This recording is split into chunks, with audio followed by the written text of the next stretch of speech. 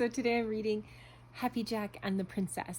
Not exactly a PC book for today's standards, but it's a very sweet story and one of our favorites. We read it a lot growing up. It's about to fall apart, so I have to read it on the couch so we don't lose any pictures. Happy Jack and the Princess. See, it's already falling apart. We'll get it. Can you see the book? Mm-hmm.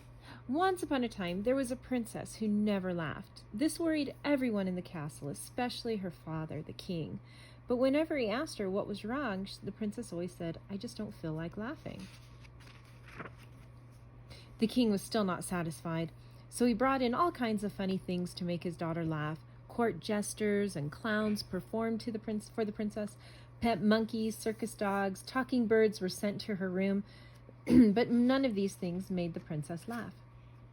At last the king called in the court physician, for he thought his daughter must be surely ill.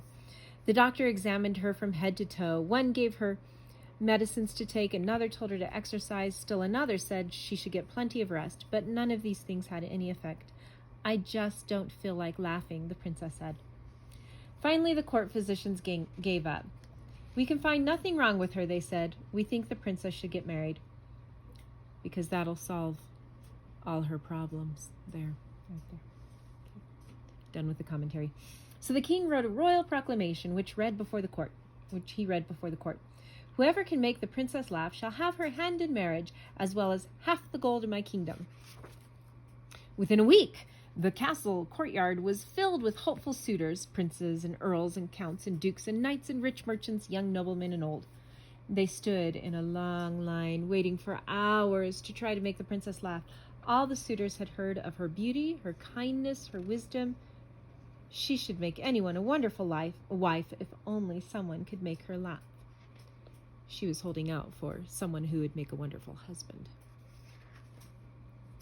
One by one, the suitors came. They did magic tricks and tumbling acts. They made funny faces, dressed up in ridiculous costumes. They sang the most comical songs. But try as hard as they might, not one of the royal suitors succeeded in making the princess laugh. After all the suitors had gone away, the princess just sat on her balcony each day, reading or sewing or playing her harp. Though her ladies-in-waiting watched her closely, they never saw her smile. In desperation, the king told his messenger to go to the farthest ends of his kingdom, find someone, anyone, that can make my daughter laugh. The king's messenger rode far and wide, telling everyone he met about the proclamation.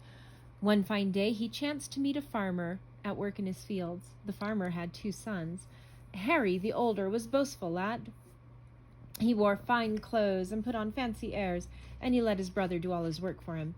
The younger son was not very clever, but he was such a good-natured fellow that everyone liked him, and they called him Happy Jack. When Harry heard about the proclamation, he begged his father to let him go to the castle. After all, he bragged, no one in the kingdom would make a finer husband for the princess. Finally, the farmer agreed to let Harry go, if he took his brother with him. "Oh, thank you, father," Harry cried. "I'll send Jack to tell you when the wedding will be."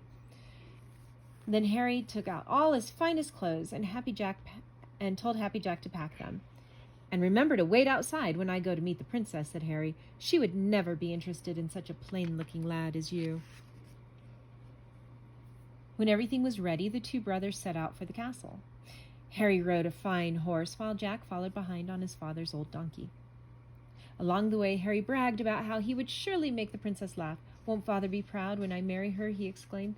Happy Jack just whistled a tune and said nothing. As soon as the brothers reached the castle, Harry went in to meet the princess. Jack hurried out to the courtyard to wait. Harry did everything he could think of to make the princess laugh. He told his favorite jokes, he danced a jig, he pretended to be a chimpanzee, but try as hard as he might, he could not make the princess laugh.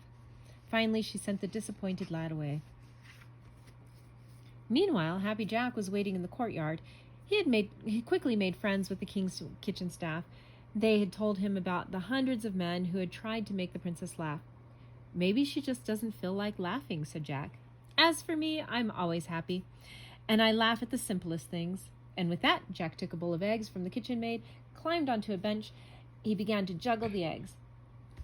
He started with 2 eggs, then he took 3, All of the king's staff came running to watch, for Jack was really quite funny. Before long, he was juggling 9 eggs, and when he went to reach for the 10th, his foot slipped and he kicked the bowl.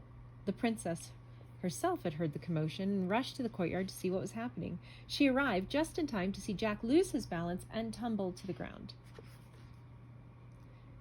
When she looked at Jack, who was dripping with eggs but laughing harder than anyone else, the princess threw up her hands and started laughing too. It was just such a simple thing, but she laughed and laughed and laughed. Her ladies in waiting ran to fetch the king. The king hurried out to his daughter's side. He was so happy to see to see her laughing that he called for the wedding at once.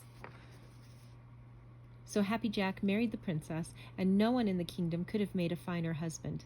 In time, the castle was filled with the sound of their children's laughter, and they all lived happily ever after.